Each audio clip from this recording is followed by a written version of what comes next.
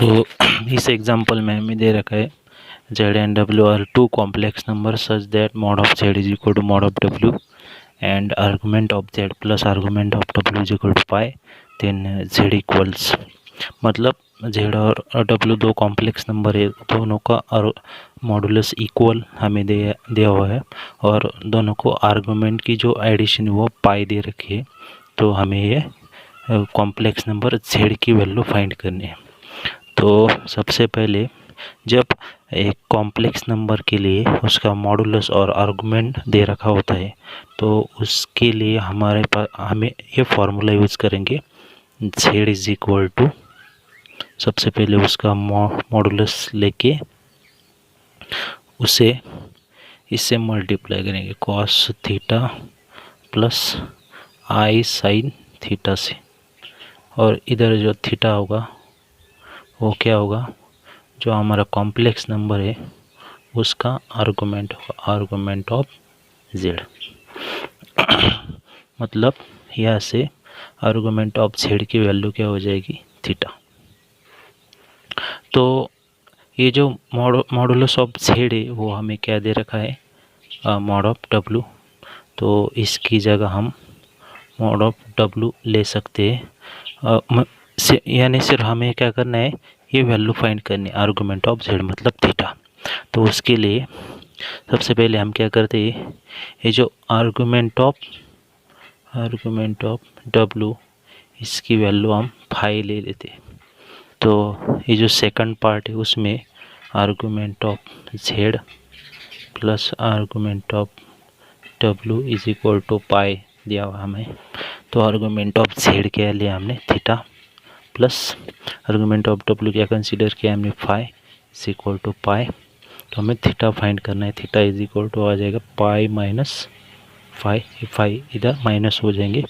तो ये वैल्यू इसमें रखेंगे तो z इज इक्वल टू आ जाएगा, mod of z is equal to क्या है, mod of w into cos of theta की वैल्यू क्या है, pi minus 5 plus i sine, again theta की वैल्यू क्या है, पाई माइनस 5। तो इसके बाद हमारे पास एक फार्मूला है अलाइड एंगल का, ये जो वैल्यू होगी कॉस पाई माइनस 5। तो इसका इधर जब पाई होता है तो वैल्यू हम माइनस में लेते हैं और एंगल कौन सा लेंगे हम, 5, मतलब ये आ जाएगा कॉस 5। और सिमिलरली ये जो सेकंड है साइन पाई माइनस 5 की वैल्यू आ जाएगी, इधर जब पाई होगा तो ये साइन चेंज करेंगे मतलब प्लस, और एंगल क्या आ जाएगा 5 मतलब साइन 5। तो ये वैल्यू इधर रखेंगे तो ये जाएगा mod of w into cos of ये आ जाएगा 5 प्लस ये माइनस हो जाएगा, सॉरी ये माइनस प्लस आई साइन 5। तो इसमें से ये जब हम साइन बाहर निकालेंगे तो ये हो जाएगा minus mod of w into cos of 5 minus i sine 5। अब ये आगे क्या होगा, minus mod of w into cos of 5 minus i sine 5।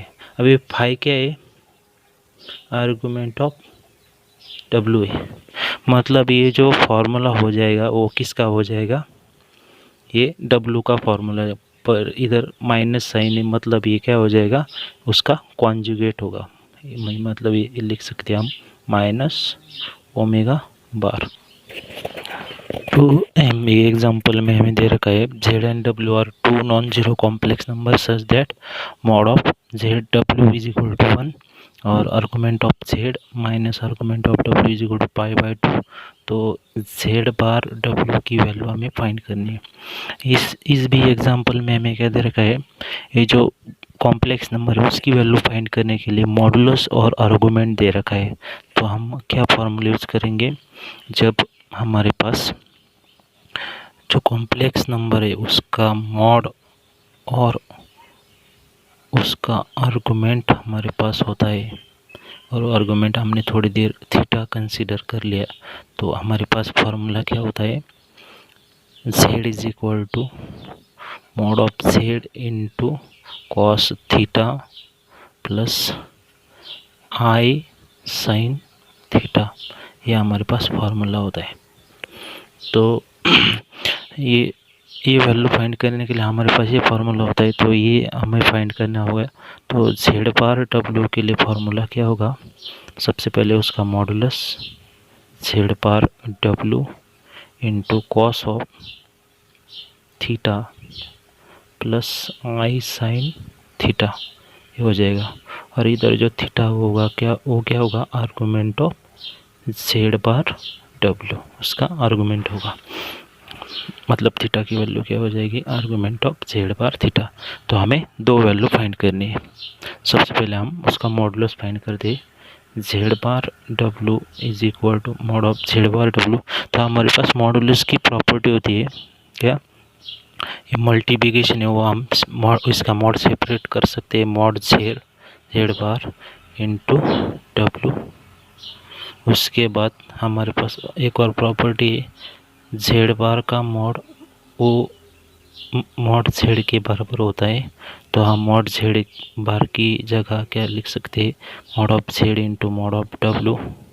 और हम फिर से हम ये दोनों का मॉड जो सेपरेट है वो कंबाइन कर सकते हैं, मतलब मॉड z w और उसकी वैल्यू क्या दे रखी है हमें 1, मतलब mod of z bar w ये क्या आ जाएगा 1। अब आगे हमें क्या फाइंड करना है, उस कॉम्प्लेक्स नंबर का आर्गुमेंट। तो थीटा इज इक्वल टू हमें क्या दे रखा है, argument of z bar w। तो हमारे पास आर्गुमेंट की भी प्रॉपर्टी होती है, वो क्या प्रॉपर्टी है, ये जो आर्गुमेंट है, आर्गुमेंट में जब दो नंबर मल्टीप्लाई होगी तो हम इसे अलग करके एडिशन में लिख सकते हैं, मतलब argument of z bar plus argument of w। ये z बार की भी एक प्रॉपर्टी होती है, आर्गुमेंट ऑफ z बार, मतलब ये माइनस साइन आ जाएगी इधर, argument of z plus argument of w, इससे माइनस साइन हम बाहर लेंगे तो ये आ जाएगा argument of z minus argument of w, और उसकी वैल्यू क्या दे रखी है हमें, -π/2, मतलब थीटा क्या आ जाएगा, -π/2। अब ये वैल्यू इधर रखेंगे इस फॉर्मूले में,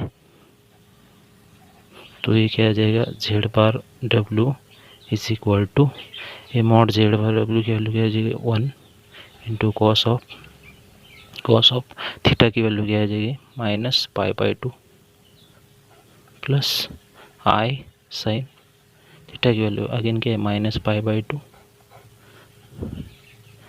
ये 1 इंटू कॉस की वैल्यू क्या आ जाएगी π/2 की, वो 0 प्लस आई, इसमें से माइनस साइन बाहर निकालेंगे तो ये माइनस और साइन π/2 कितना आ जाएगा 1, और ये 0 माइनस क्या हो जाएगा आई, मतलब ये आ जाएगा -i, मतलब z बार w की वैल्यू क्या आ जाएगी -i, मतलब कौन सा आंसर आ जाएगा हमारा सी। तो इस एग्जांपल में हमें दे रखा है z और w और two complex number such that z bar plus i w bar is equal to 0 and argument of zw is equal to pi, then argument of z equals, हमें ये ऑप्शन दे रखे हैं। तो आर्गुमेंट ऑफ z फाइंड करने के लिए सबसे पहले हमें ये जो हमारे पास इक्वेशन है उसका यूज़ करेंगे हम, argument of zw is equal to pi, ये दे रखा है हमें। तो हमारे पास आर्गुमेंट की प्रॉपर्टी, आर्गुमेंट में जब दो कॉम्प्लेक्स नंबर मल्टीप्लाई होंगे तो इससे हम क्या कर सकते हैं, अलग कर सकते हैं, मतलब ये लिख सकते हैं argument of z plus argument of w is equal to pi.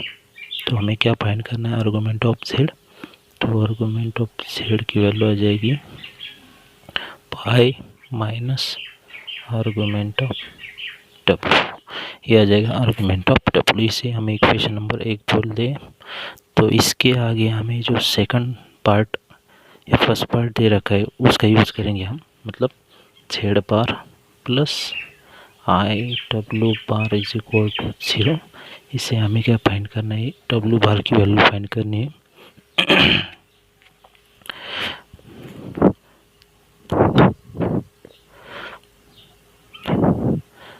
तो ये आ जाएगा z bar is equal to minus i omega bar. तो इसके आगे ये जो माइनस आई हम इधर लेंगे तो ये डिवाइड हो जाएगा, मतलब डब्ल्यू बार की वैल्यू आ जाएगी जेड बार अपॉन माइनस आई। तो हमें क्या फाइंड करना है, सिर्फ डब्ल्यू की वैल्यू फाइंड करने, और इधर क्या है डब्ल्यू बार। तो इसका हम अगेन क्या लेंगे, कॉन्जुगेट लेंगे। तो ये जाएगा omega bar its bar is equal to Z bar, इसका बार अपॉन माइनस आई बार। तो ये इधर क्या हो जाएगा, ये कैंसिल हो जाएगा, ये हो जाएगा डब्ल्यू, ये हो जाएगा जेड, और इसका कॉन्जुगेट क्या हो जाएगा आई। और ये वैल्यू हम इधर रखेंगे तो ये हमें मिलेगा argument of z is equal to pi minus argument of डब्ल्यू की वैल्यू क्या है, आगे z upon i is equal to pi minus. जब आर्गुमेंट में क्वेश्चन होगा तो इसे हम कैसे लिख सकते हैं, ये हो जाएगा argument of Z minus argument of I, subtraction में लिख सकते हैं हम इसे। तो ये जाएगा पाई minus argument of z plus ये हो जाएगा आर्गुमेंट ऑफ आई, ये जाएगा आर्गुमेंट ऑफ जेड। ये आर्गुमेंट ऑफ जेड इधर लेंगे तो ये माइनस माइनस प्लस हो जाएगा, ये जाएगा argument of z plus argument of z is equal to ये हो जाएगा pi plus argument of i. ये argument of z plus argument of z क्या हो जाएगा, ये हो जाएगा 2 times argument of z is equal to pi plus, और आई का जो आर्गुमेंट होगा वो क्या हो जाएगा, आई का जो आर्गुमेंट है वो हो जाएगा पाई बाय 2। मतलब आई का जो आर्गुमेंट होता है वो क्या होता है पाई बाय 2, और इसके आगे क्या हो जाएगा क्रॉस मल्टीप्लाई करके 3 पाई बाय 2, और 2 times argument of z is equal to 3 pi by 2, और इससे आर्गुमेंट ऑफ जेड की वैल्यू क्या आ जाएगी 3 पाई बाय 4। मतलब कौन सा आंसर आ जाएगा हमारा सी।